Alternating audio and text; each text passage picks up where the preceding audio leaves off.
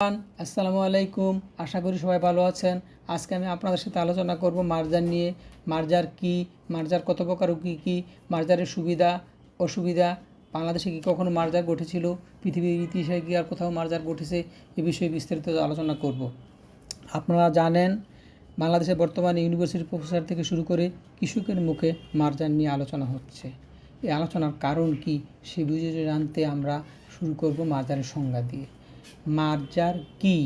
দুই বা ততোধিক কোম্পানি একত্রিত হয়ে একটি নতুন বা বৃহত্তর কোম্পানি গঠন করলে তাকে মার্জার বলে। শেয়ার বাজারে এনলিস্টেড যখন দুইটা কোম্পানি একত্রিত হয়ে স্বেচ্ছায় স্বাধীনভাবে ব্যবসা করার জন্য সিদ্ধান্ত গ্রহণ করে তাকে মার্জার বলা হবে।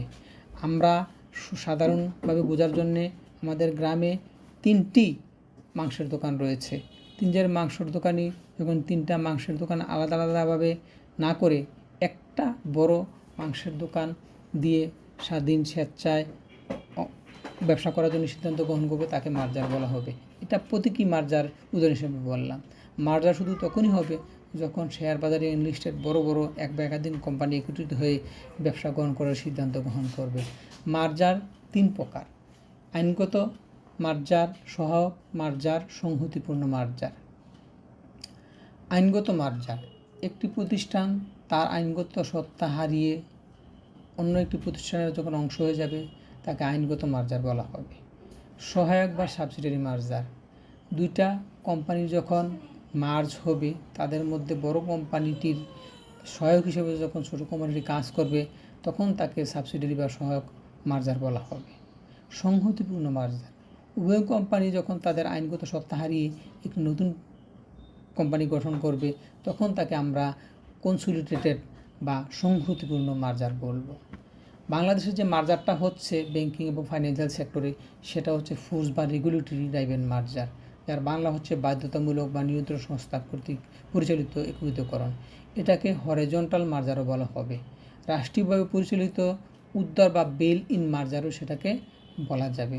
যেহেতু বাংলাদেশ ব্যাংকের আন্ডারে সরকারের প্রত্যক্ষ নির্দেশনায় এই মার্জারটি পরিচালিত হচ্ছে, সে কারণে সেটাকে আমরা ফোর্স রেগুলেটরি ড্রাইভেন বা বেল ইন মার্জার বলবো।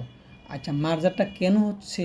সহজভাবে বললে এই মার্জারটা কোনো স্বাভাবিক ব্যবসায়িক একত্রীকরণ নয়, বরং দুর্বল ব্যাংকগুলোকে ব্যাংকে না ফেলে বাঁচিয়ে রেখে একটি শক্তিশালী ব্যাংকে রূপান্তর করার উদ্যোগ হচ্ছে এই মার্জার। এর সকল ব্যাংক বা আর্থিক প্রতিষ্ঠানের খেলাপি ঋণ অনেক বেশি। খেলাপি ঋণ কাকে বলে? যখন ব্যাংক বা আর্থিক প্রতিষ্ঠান আমানত ঋণ বা বিনিয়োগ হিসাবে ব্যক্তি বা প্রতিষ্ঠানকে দেয়, যখন তারা নির্দিষ্ট সময়ের মধ্যে উক্ত ঋণ বা বিনিয়োগ ফেরত না দেয় তখন তা খেলাপি ঋণ বা বিনিয়োগ বলা হবে। এ সকল ব্যাংকের আর্থিক অবস্থা খুবই দুর্বল।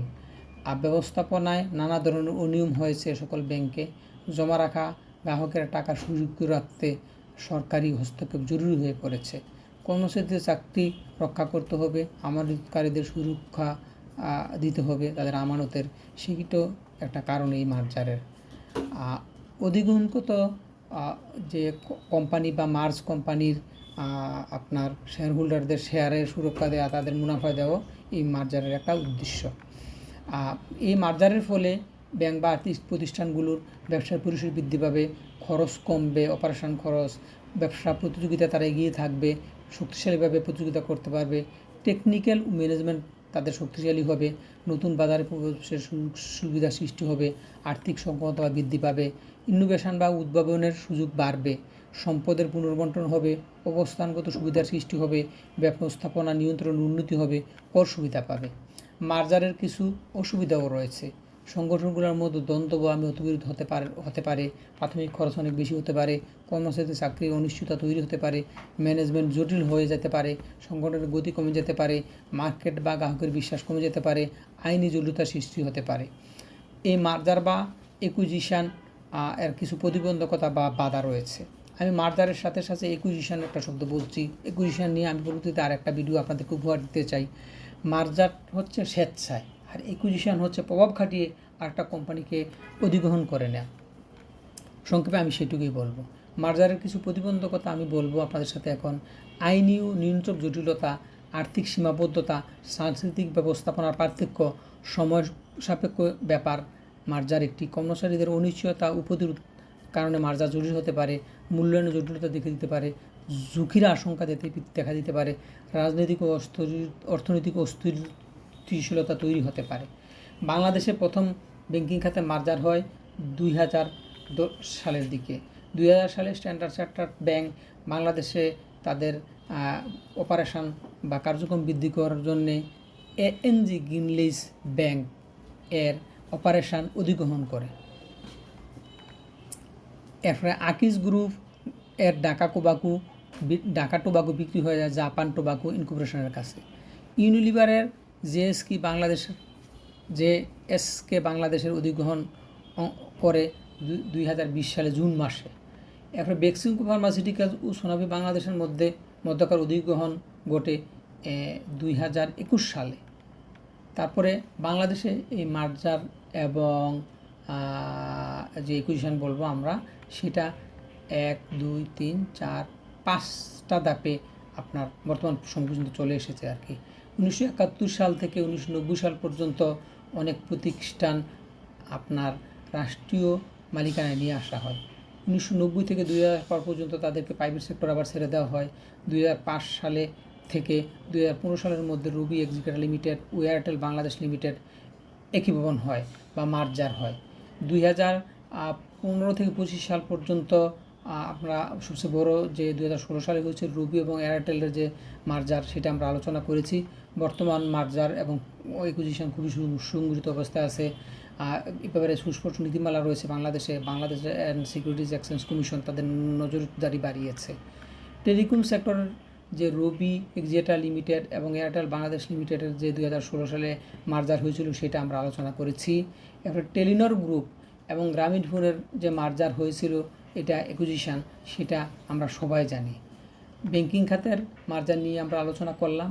এখন আপনার পণ্য উৎপাদন ও ফুড সেক্টরের মার্জার এবং একুইজিশন নিয়ে আমরা আলোচনা করতে চাই। বাংলাদেশে আমরা জানি 2020 সালের দিকে ইউনিলিভার বাংলাদেশ লিমিটেড এবং জেএসকে বাংলাদেশ লিমিটেডের একুইজিশন বা মার্জার হয়েছিল।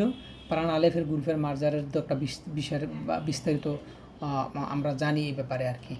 টেকনিক্যাল ও স্টার্টআপ সেক্টরও বাংলাদেশে অনেক মার্জার একুইজিশন হয়েছে। তারপর সামিট পাওয়ার লিমিটেড অনেক একুইজিশন বা মার্জার করেছে। ব্রাকো অনেক সুযোগ প্রতিষ্ঠান মার্জার বা একুইজিশন করে নিয়েছে।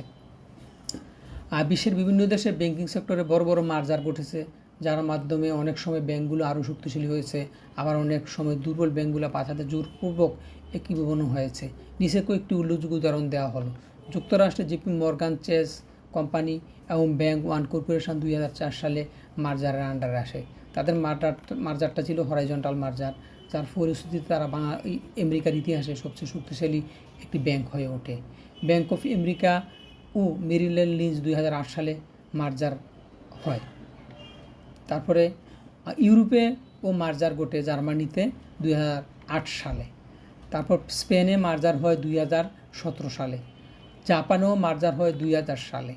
ভারতে স্টেট ব্যাংক অফ ইন্ডিয়া ও তার সহযোগী ব্যাংকসমূহ মার্জার করে 2017 সালে। এসবিআই তার 5টি সহযোগী ব্যাংক ও ভারতীয় মহিলা ব্যাংকে মার্জার করে।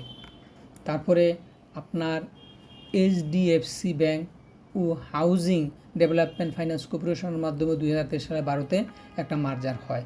যুক্তরাজ্য বা ইউকেতে লিল্যান্ড টিএসবি এসবি ওএস 2008 সালে মার্জারের আওতায় আসে। চীনীয় ব্যাংক অফ চায়না ও আঞ্চলিক ব্যাংকগুলোর সাথে মার্জার ঘটে 2000 সাল থেকে 2010 সালের মধ্যে।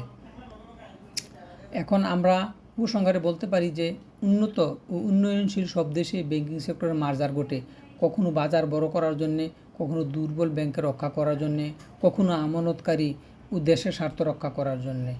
এসব একীভবনের ফলে বা মার্জারের ফলে ব্যাংকগুলো বড় হয়, প্রতিযোগিতায় টিকে থাকতে পারে এবং গ্রাহকদের জন্য নতুন নতুন সেবা আসতে পারে। আজকে এ পর্যন্তই। আমার এই ভিডিওটি প্রথম। আমাকে সামনে এগিয়ে যেতে আপনাদের জন্য প্রয়োজনীয় বিষয়ে উপকারী বিষয় আলোচনা করার জন্য আমাকে সাপোর্ট করুন। আমার এই চ্যানেলকে সাবস্ক্রাইব করুন, শেয়ার করুন, আপনাদের মতামত জানান। আপনারা সবাই ভালো থাকুন, সুস্থ থাকুন, সেই প্রত্যাশা করছি। আসসালামু আলাইকুম।